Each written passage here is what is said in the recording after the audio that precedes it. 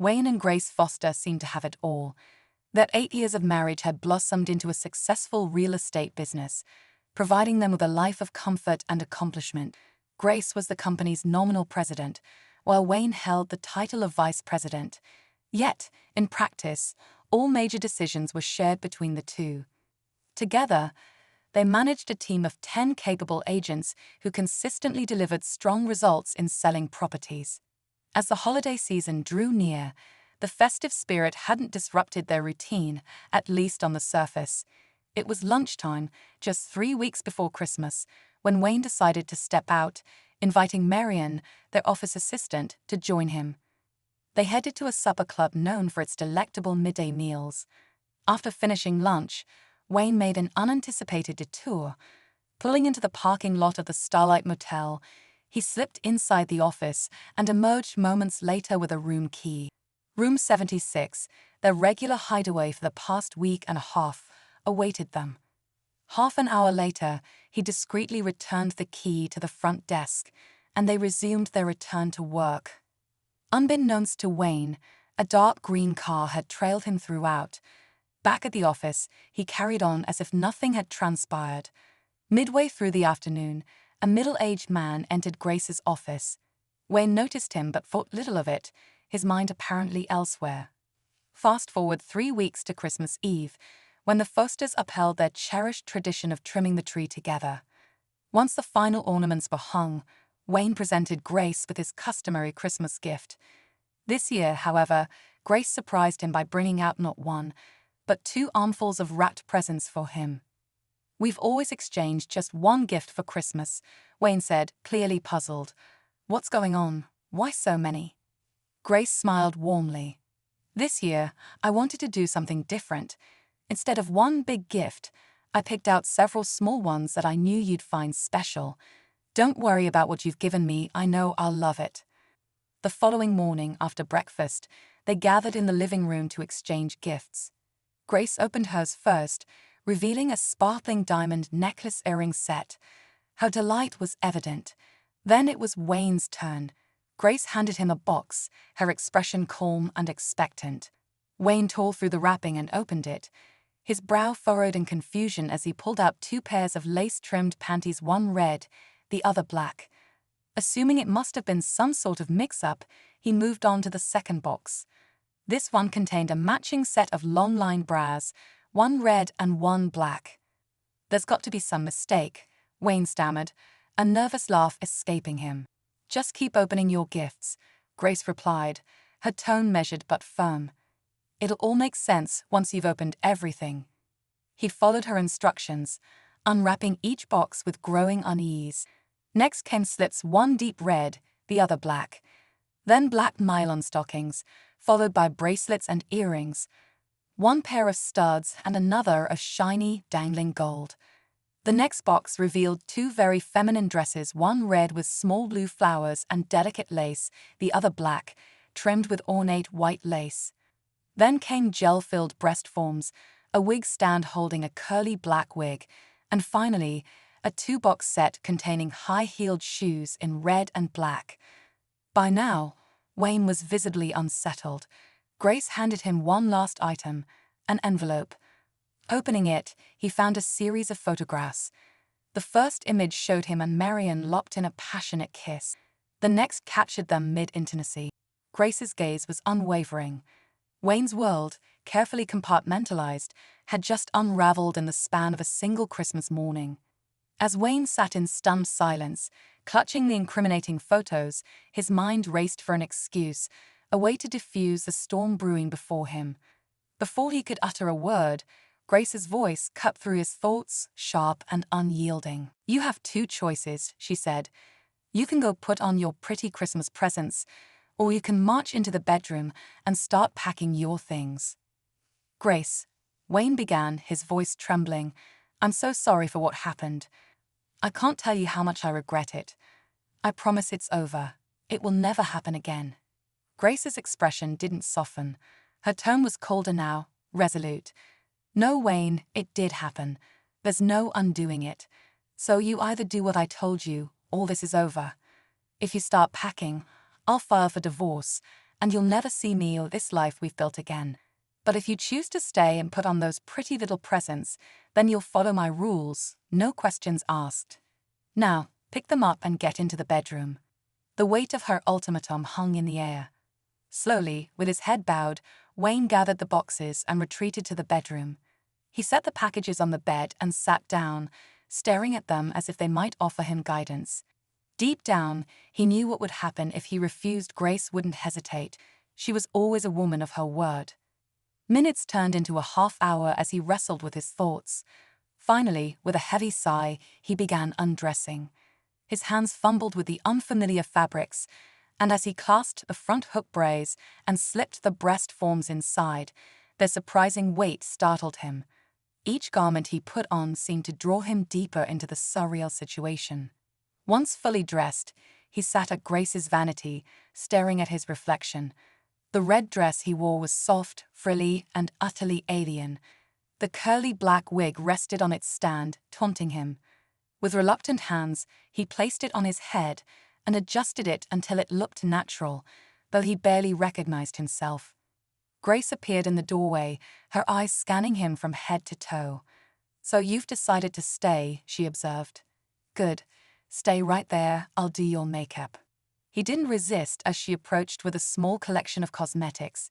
Her hands moved expertly, lining his eyes, accentuating his lashes, and carefully outlining his lips before filling them in with a bold red lipstick.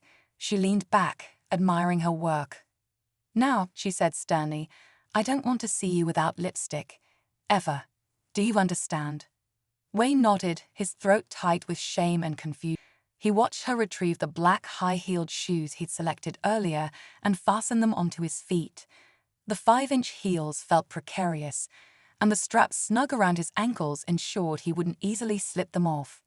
Grace, now dressed casually in jeans and one of Wayne's flannel shirts, seemed unbothered by the juxtaposition of their appearances. "It's lunchtime," she announced. "Go fix something for us to eat." Walking in the heels was harder than he anticipated. He wobbled down the hallway, clutching the wall for balance, and made his way to the kitchen. He prepared their usual midday meal of soup and sandwiches, his movements awkward and slow as he adjusted to his new attire. When they sat down to eat, Grace began laying out the terms of their new arrangement. Her tone was calm but unrelenting. "First, you'll wear women's clothes until I decide you've paid for what you did. Second, I never want to see you without lipstick. Third, you're now the office girl at work. Marion is gone, and I don't have time to find a replacement. You'll handle the typing, filing, and anything else I assign. Fourth, you'll act like the best lady you can be, without question. Fifth, you'll obey me without argument. Do you understand?" "Grace, do you really expect me to go to work like this, in dresses?" Wayne asked hesitantly. "Of course," she replied matter-of-factly. "What else will an office girl wear? And in case you're wondering, those shoes are locked on your feet. If you give me any reason to punish you, it'll be a long time before you're rid of them." Her words left Wayne feeling defeated. He lowered his gaze and muttered, "I'm sorry for what happened. Truly I am. It won't happen again, I promise." Grace's eyes narrowed. "You're not sorry for what you did, you're sorry you got caught. But you do have the right to leave. Just know that if you walk out that door, you'll be leaving in exactly what you're wearing now. Do you understand?" Wayne nodded dejectedly. "I understand." After they finished eating, he cleared the dishes, rinsed them, and loaded the dishwasher. Grace handed him her pink coat and instructed him to put it on. "We're going for a ride," she said. Without another word, Wayne slipped into the coat, his heels clicking softly against the floor as he followed her outside, unsure of what was to come next. Wayne sat silently in the passenger seat, the pink purse Grace had handed him resting awkwardly on his lap. He couldn't help but feel the weight of his situation, not just the purse, but everything it symbolized. As they drove, he wondered where she was taking him, his apprehension growing when the car pulled into the driveway of a duplex. Grace stepped out and motioned for him to follow. He obeyed, heels kicking on the pavement as he struggled to keep up. When they reached the door, Grace rang the bell. Wayne's jaw nearly hit the floor when Marion answered. "Sorry to bother you on Christmas," Grace began, her tone casual but deliberate. "But this is important." Marion, recognizing Grace, invited them in, though her eyes lingered curiously on Wayne, who remained silent and avoided her gaze. They settled into the living room, and Grace handed Marion an envelope. As Marion pulled out the photos, her cheeks flushed a deep crimson. "It would be difficult for you to continue working for us," Grace said, her voice calm but firm. "As you can see, I've already punished Wayne. Doesn't he look marvelous in his new dress?" Marion gasped, staring at him. "Oh my gosh, I didn't even recognize him." Grace leaned back, a slight smile playing on her lips. "Well, Marion, tell me, do you still want to make love to him?" Marion shook her head vigorously. "No, absolutely not. It'd feel like making love to my sister." "Good," Grace replied. "Now, I'm sorry, but we no longer need your services. Since it's Christmas, I'm willing to offer you a month's pay as your final check. Does that sound fair?" Marion nodded. "It does. Honestly, I've been thinking of taking a job where my girlfriend works, so this might be the push I needed. But before I go, there's something I can do to show there are no hard feelings." Grace raised an eyebrow. "And what would that be?" Marion leaned in and whispered something in Grace's ear. Whatever it was, it made Grace laugh and nod in agreement. Without hesitation, Marion led Wayne to the dining table. "Place your hands flat on the table," she instructed. He obeyed, spreading his fingers as she directed. To his surprise, Marion began gluing long false nails onto his fingers. He tried not to flinch as she worked meticulously, and soon all 10 nails were in place. Next, she grabbed a bottle of bright red nail polish and began painting his new nails. Layer after layer, the polish glistened like liquid fire. With the final coat, she sprinkled tiny glittering flakes onto the polish, sealing them with a clear topcoat.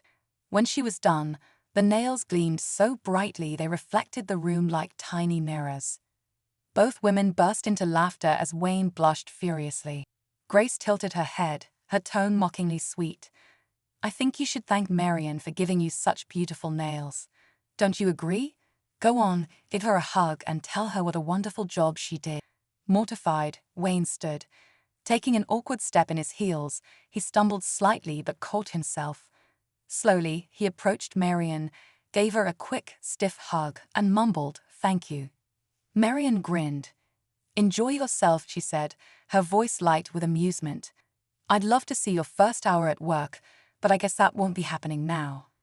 As they drove away, Wayne couldn't shake the dread building inside him. The thought of going to work dressed like this was unbearable. Summoning his courage, he finally asked, "Can't I at least wear my regular clothes to work? I mean, just at work. I could save these for home." Grace's expression hardened. "These are your regular clothes now. Get used to it. You'll wear what I say, and I say you'll wear these." His heart sank as the car pulled into a parking lot. To his dismay, it was a drugstore open 24 hours. Once inside, Grace led him straight to the cosmetics counter. "We're looking for a floral perfume," she told the salesgirl. After sampling several scents, she settled on one that was overwhelmingly flowery and had it sprayed generously on Wayne's wrists and behind his ears. He felt as if he were drowning in a cloud of blossoms. On their way out, Grace stopped at a display near the checkout counter. She picked up a necklace and earrings, set adorned with tiny jingling bells. She shook the set, and the bells rang out loudly, their cheerful chime cutting through the quiet store. With a knowing smile, Grace carried the set to the register. Wayne silently prayed it wasn't meant for him, though deep down he already knew better. Back at home, Grace immersed herself in work at her computer while Wayne attempted to distract himself with a movie on TV. Try as he might, he couldn't focus. Frustrated, he turned it off and picked up the newspaper, hoping to find something to occupy his restless mind. An article about the local real estate business caught his attention. His eyes widened as he spotted Grace's name quoted in the piece. Of course, it made sense. They were the most prominent independent, family-owned real estate agency in town. Still, seeing her recognized in print stirred a mix of pride and unease. After finishing the paper, Wayne made his way to the kitchen to prepare dinner. Ever since their first Christmas as a married couple, he had made Cornish game hens for the occasion, and tonight would be no exception. Navigating the kitchen was proving challenging, though, as the long false nails glued onto his fingers constantly got in the way. They poked and snagged, making even the simplest tasks unnecessarily difficult. He couldn't help but wonder if Grace might allow him to remove them. When supper was ready, he called Grace to the table. They ate in silence until Wayne finally worked up the courage to speak. "There's just one little issue," he began hesitantly. "These long fingernails, they're so impractical. They poke when I don't want them to and make it nearly impossible to get anything done. Do you think I could take them off?" Grace didn't miss a beat. "You'll get used to them," she replied firmly. "They shine beautifully and are very noticeable. You'd better keep them looking perfect, or I'll be very disappointed. And don't forget to freshen up your lipstick after we're done eating." Wayne felt his hopes deflate. He had been so sure she would relent, but her response left no room for negotiation. As he cleared the table, he wondered how long this ordeal would last. Later that night, after he'd showered, Grace handed him a bottle of hair removal cream. "I want you to remove all the hair from your body, below your neck," she instructed. Wayne hesitated, but knew better than to argue. Following her directions, he applied the cream, waited the prescribed 10 minutes, and then showered again. He was shocked at the sheer amount of hair that washed away. When he finished, Grace pointed to the shower and instructed him to clean it.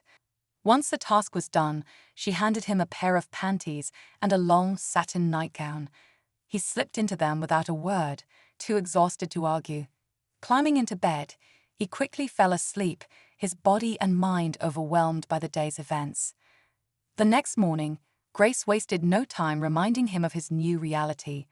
"Don't forget to put on your lipstick first thing," she said. Groaning inwardly, Wayne went to the bathroom.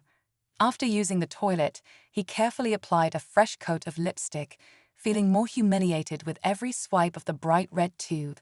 When he returned to the bedroom, he saw the dress Grace had laid out for him on the bed. "Grace," he tried, "do I really have to wear this? I always take the week between Christmas and New Year's off for vacation."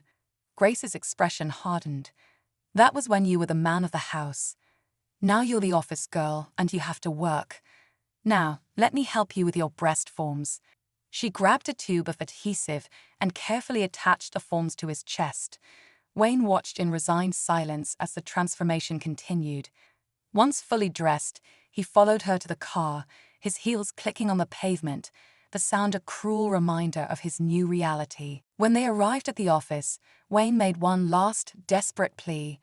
"Please, can't I just take my vacation? Just this week?" Grace shook her head firmly. "Absolutely not. You're going to work, and that's final." As they walked inside, Grace called for an immediate meeting in her office. The agents filed in, curious about the sudden announcement. Grace stood at the front, composed and confident. "There's been a change in staff," she began. "Marion is no longer with us, and Wayne will be taking her place. Let's all welcome Wayne as our new office girl." Wayne stood frozen, his face burning with embarrassment as the eyes of his colleagues turned toward him. Some looked confused, others amused.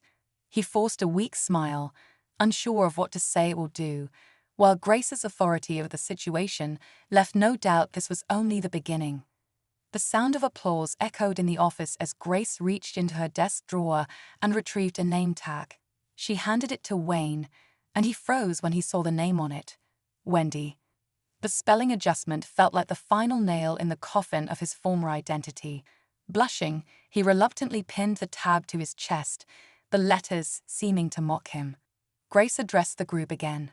"I know this week is usually slow, but let's all do our best to stay productive."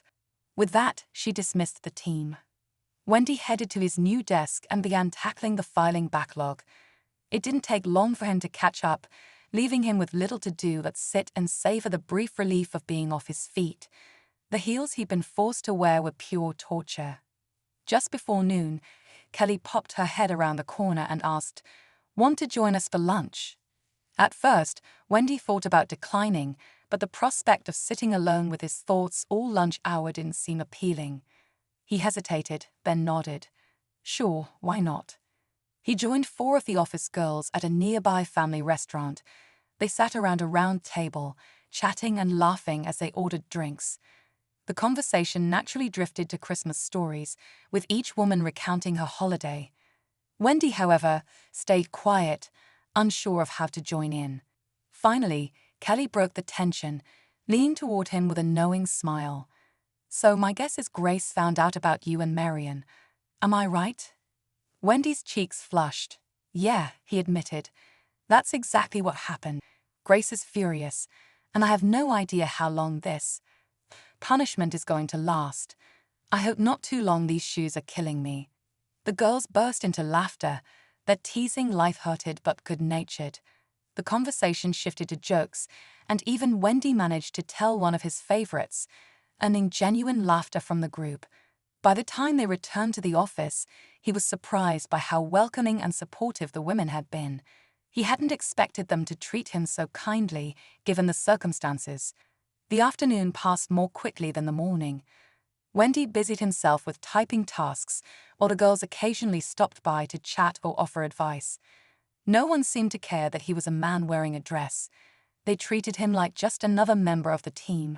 At the end of a workday, Grace appeared and told him they had errands to run. He followed her to the car, keeping his questions to himself. As they drove, he stared out the window, wondering what was next. His silent musings were interrupted when Grace pulled into the parking lot of a large mall. Inside, Grace strode purposefully toward the women's clothing section of a department store. Wendy trailed behind her as she began rifling through dress racks, selecting item after item and dropping them into a cart.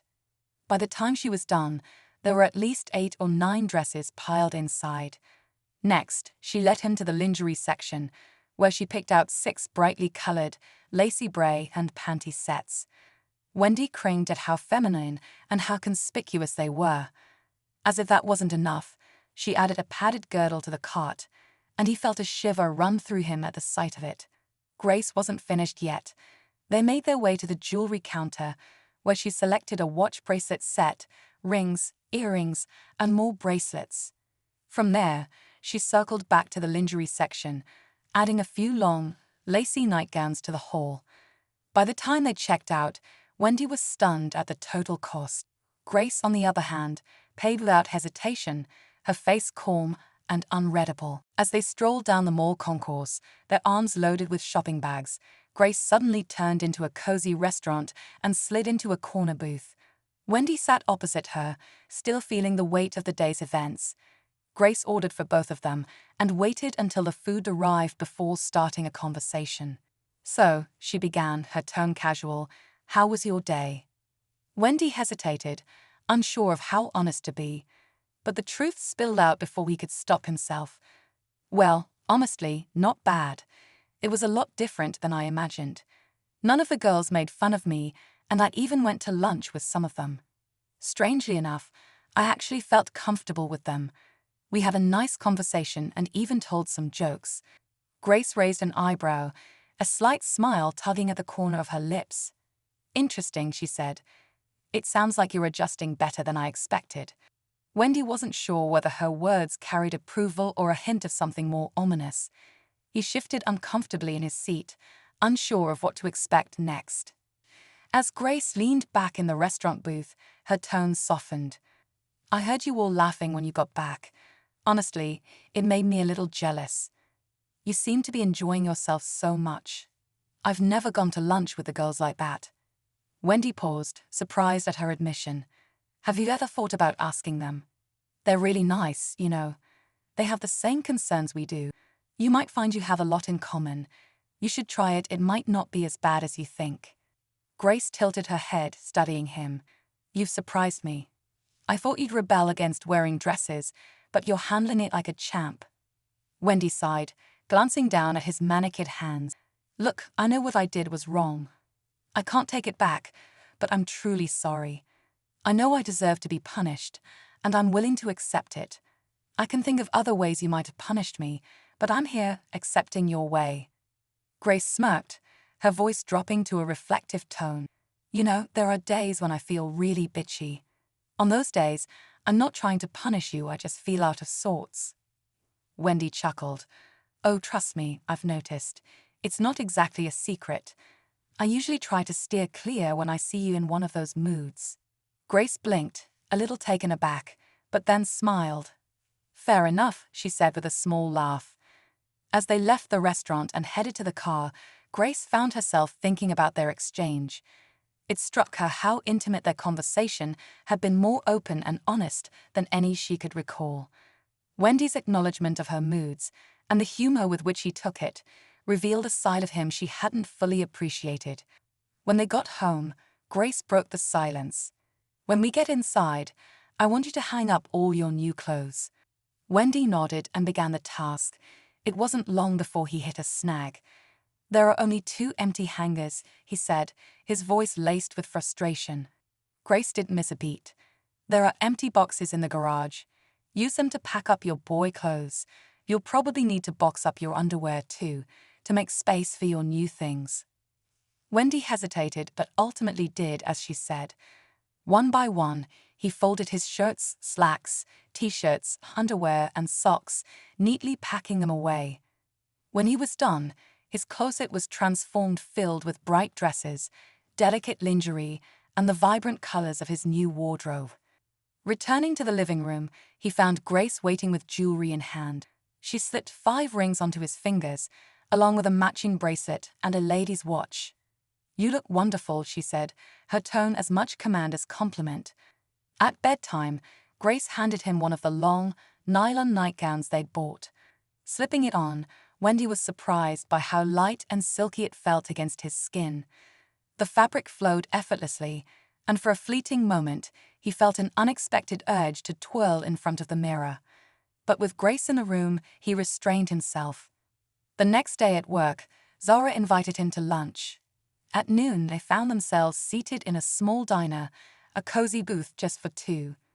Zara didn't waste time getting to the point. So, she asked, leaning forward, how does it feel living as a woman? Wendy shrugged, his tone thoughtful. Not so bad, honestly, except for the heels. Those are brutal. I've been surprised, though, at how nice all of you have been to me. Zara smiled. That's easy to explain. You've always treated us well. Even if we made mistakes, you never belittled us. So we're just treating you the same way you treated us. The only real difference is now you're the office girl, so to speak. We feel more equal to you than when you were the boss. Of course, everyone knows this is your wife's punishment. Whether we agree with it or not, that's between the 2 of you. Wendy felt a sense of relief. He'd never considered how the power dynamic between him and his team had shaped their interactions. But now, hearing Zara's perspective, he realized there had been an invisible divide. The conversation shifted to real estate selling techniques, client preferences, and strategies. Wendy was struck by how deeply Zara understood the nuances of her work. He left the lunch with a newfound respect for her. Back at the office, Grace approached him with a task. I need a month-by-month report on sales from the past year. I already have it on my computer, Wendy replied. Good, Grace said. Go ahead and pull it together. Wendy returned to his desk and got to work. It felt strangely comforting to be back at his computer, a piece of his old life anchoring him. Within half an hour, he had a comprehensive report ready for Grace. While he was at it, he set up remote access so he could call into his computer files if needed. For the first time in days, he felt a small measure of normalcy. But he couldn't shake the question that loomed in the back of his mind: what would Grace's next move be? On the drive home, Grace glanced over at Wendy. So, she began, how do you like being the office girl? Wendy hesitated, then gave her a small shrug.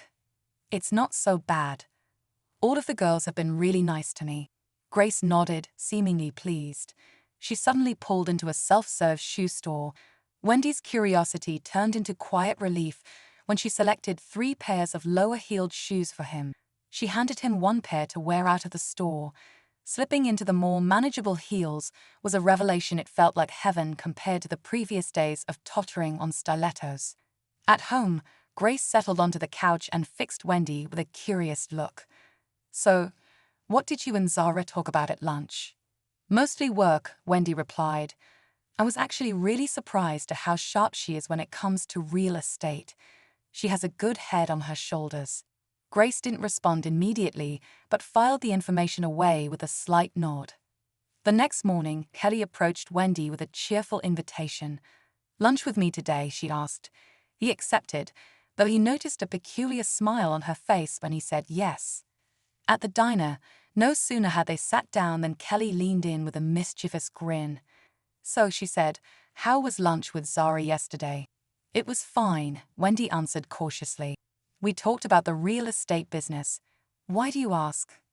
Kelly chuckled, resting her chin in her hand. "Well, Zara's a bit of a mystery, you know. We've noticed she seems more interested in you lately." Wendy frowned in confusion. "Why would she have any interest in me now? I don't get it." Kelly raised her eyebrows in mock surprise. "Oh, I thought you knew.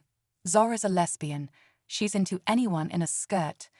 We all know she's living with her girlfriend, her lover, actually. She's admitted it before when we asked. So, you two didn't stop for any hanky-panky." Wendy's face flushed. "No, of course not. It was just lunch. We talked, then we went straight back to the office." Kelly smirked. "Well, there goes all the juicy gossip we had when we saw you two leave together."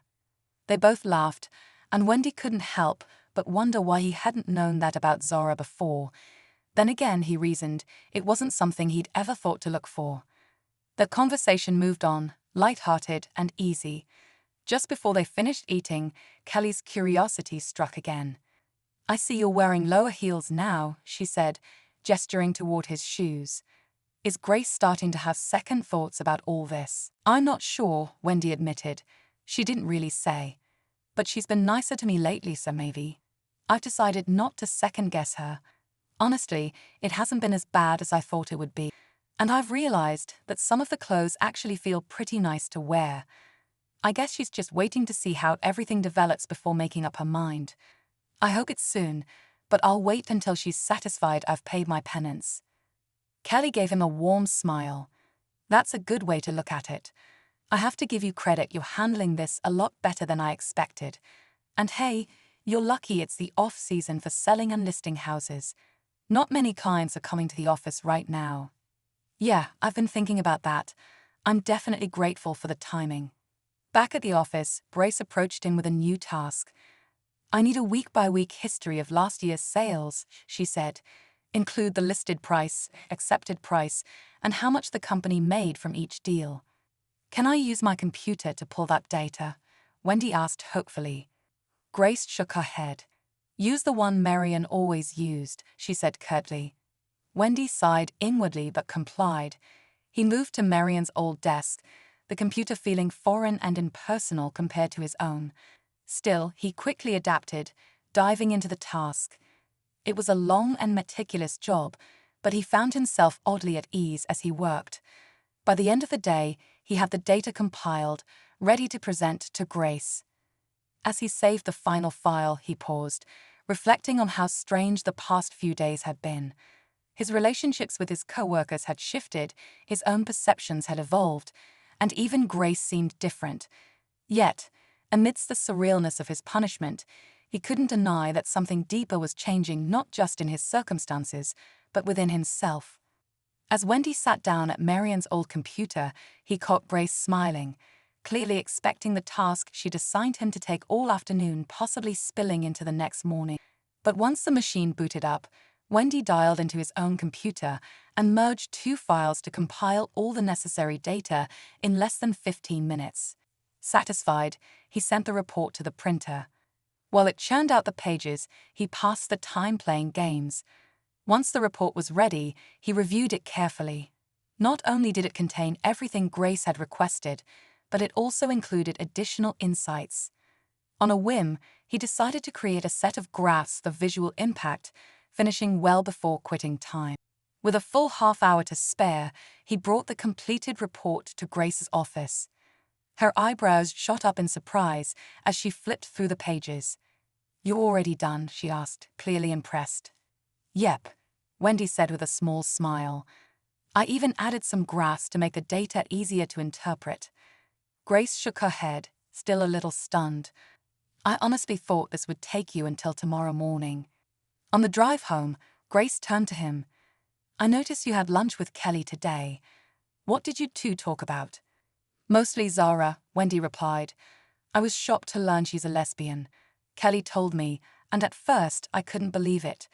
But honestly, it doesn't change my opinion of her. It actually explains a lot, like how she managed to sell 3 homes to lesbian clients recently. From a business standpoint, her connections in that community are an asset. Grace nodded thoughtfully. I suspected she might be, but I never had any proof. Did Kelly say anything about your current attire? She did, Wendy admitted. We talked about it on the first day when all the girls went to lunch with me. They seem to understand it's not my choice and are willing to accept me as I am. Honestly, I'm really grateful for that. What surprised me most was that they all already knew about Marion and me. Grace chuckled. Those girls are sharp as tacks. Nothing escapes them. That's why they're so good at selling. They pick up on the smallest details. It's interesting how they're treating you, though. I didn't expect them to be so supportive. I think they see you as a bit of a hero for going along with what I demanded. Wendy shrugged. Kelly explained it to me. I've always treated them with respect, so they're just returning the favor. I guess it helps that I'm a bit of an optimist. I'd always figure things will work out in the end. If I didn't feel that way, I probably would have fought you more about all this. Grace smiled faintly. I have to admit, what I intended as punishment, something I thought would make the girls look down on you, hasn't gone the way I expected. For a fleeting moment, Wendy thought she might relent and end his office girl punishment. But that hope was quickly dashed when Grace added, keep up the good work as an office girl, Wendy. The next day, a Saturday, the office closed at noon. On the way home, Grace stopped at a small restaurant for lunch, and the two of them discussed their hopes for the upcoming year. Both agreed that the housing market looked promising and steady, though they acknowledged it would take considerable effort from the whole team to top the previous year's success. After lunch, Grace drove to a ladies' apparel shop. As they entered, she turned to Wendy. If you see anything you like, let me know. Almost immediately, Wendy noticed a pink and white sweater. That one's nice, he said cautiously. Grace smiled and placed the sweater in their basket. While he didn't spot anything else that caught his eye, Grace added a black full skirt and a dress she made clear was for herself. Back at home, she handed Wendy the sweater and skirt and told him to hang them in his closet. He sighed inwardly as he complied, knowing it was yet another sign that his situation wasn't going to change anytime soon. That evening, Wendy prepared stuffed Cornish game hens for dinner. As they ate, Grace broke the silence. You know, she said, it makes me a little jealous how close you've gotten to all the girls at work. I've never had that kind of connection with them.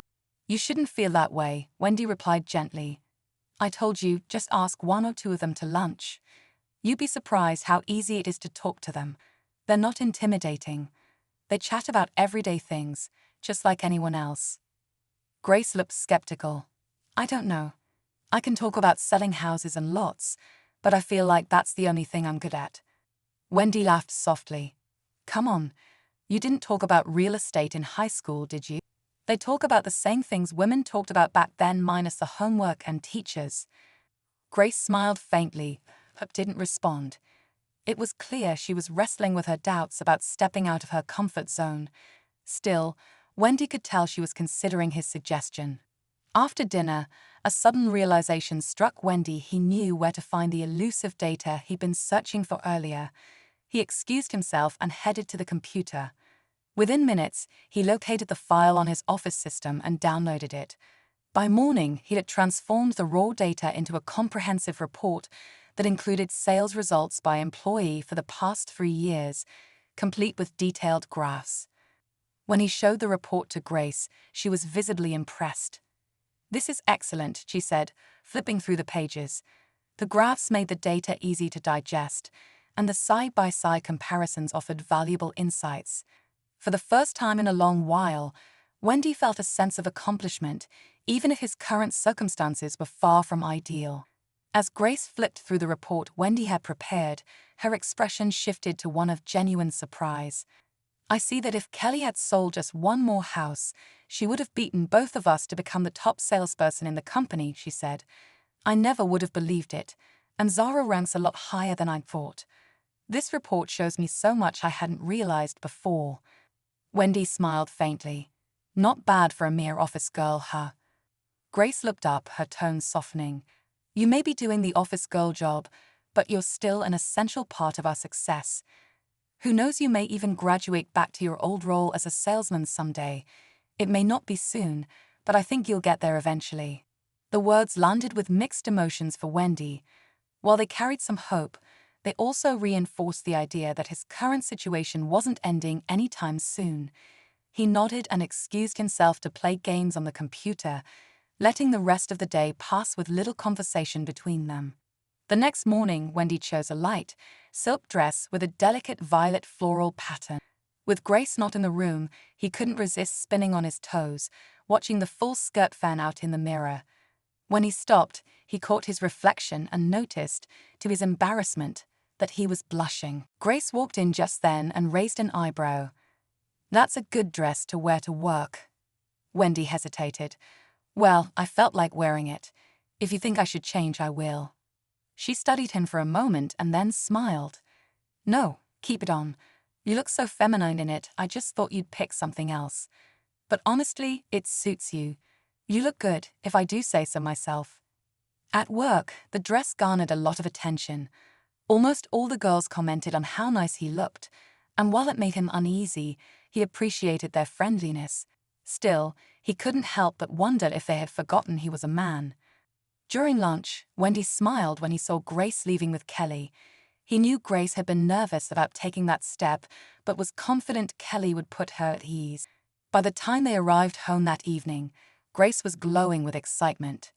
I had such a wonderful time at lunch with Kelly, she gushed. Thank you for convincing me to try it. I can't believe I was nervous, it was so much fun. Her enthusiasm was contagious, and Wendy couldn't help but smile back. When they got inside, Grace surprised him with a lingering kiss. It was the first time she had kissed him since Christmas, and it felt like a small step toward repairing their relationship. The next morning, however, it was clear Grace was in one of her infamous bitchy moods. She had woken before Wendy, and when he began getting dressed, she handed him the padded girdle and pulled out a black dress with a tight skirt and matching 5-inch heels. Wendy hesitated, but knew better than to question her. He could only wonder what had triggered her mood. At work, Grace assigned him the tedious task of organizing the files and ensuring they were all up to date, a job that would keep him on his feet the entire day. By quitting time, his legs were screaming in pain. He sighed in relief as he slid into the car, thankful to sit down. At home, Wendy asked if she could unlock the heels. Grace's response was curt. It won't hurt you to keep them on a while longer. Start supper, please. Defeated, Wendy made a simple casserole. They ate in silence, and afterward, he cleaned up before retreating to the living room with the evening paper. Grace broke the quiet. I was a real bitch today, wasn't I? Wendy glanced up. You could say that, but I don't know what's wrong you haven't said. Grace sighed. I've been thinking about it. We've only had 3 house showings in the past 2 weeks. I hate when things are this quiet. It gets to me. I'm sorry I took it out on you, and it wasn't fair. Can you forgive me? Wendy set the paper down. Hey, you're forgiven. Remember, I married you for better or worse. You're allowed to get bitchy once in a while, I don't mind. But I do wish you'd talk to me about it when things bother you. You know how it is every year around this time. It's always slow. Things will pick up, they always do. Grace nodded, her expression softening. You're right. I know you're right. It just got to me. Tomorrow, why don't you wear your sweater and skirt combination? I think you'll look nice in it. Come here, I'll unlock your heels. The next morning, Wendy put on the pink and white sweater with the black skirt Grace had bought him, pairing it with flats. When he looked in the mirror, he couldn't help but notice how convincingly feminine he appeared. At work, the girls teased him, calling him a sexy sweater girl. Wendy took it all in stride, smiling and accepting their teasing as compliments. At noon, Grace did something unexpected. She invited him to lunch. It was the first time she had ever offered to treat him. As they sat down, Grace leaned in. "I got a call from one of Marion's friends. She works at an insurance office now, but she's interested in the office girl position. She's coming in at 4 this afternoon for an interview. If I hire her, you may finally get your office back." Wendy tilted his head, his curiosity piqued. "Really? If that happens, I'll need to train her for a couple of days so she can learn the system." Grace nodded. "You're right, but don't get your hopes up. I haven't decided yet." After lunch, they returned to the office, and by mid-afternoon, the mood had lifted significantly. Kelly, Zara all brought in new listings. Grace was ecstatic, declaring that things were picking up again. Wendy felt a flicker of hope. Perhaps a turn of fortune was finally on the horizon. On Monday morning, the new office girl, Louise, arrived promptly at 8:30 a.m., her youthful energy filling the room. Wendy greeted her with a warm smile, wearing a professional teal dress that Grace had always said brought out his eyes. He was determined to leave a strong impression as he trained his replacement. "Welcome to the team," Wendy said, extending a hand. Louise shook it firmly, her enthusiasm palpable. As the morning progressed, Wendy walked Louise through the office systems, showing her how to organize files, manage schedules, and handle client correspondence. She picked up on everything quickly, and her cheerful demeanor made the day fly by.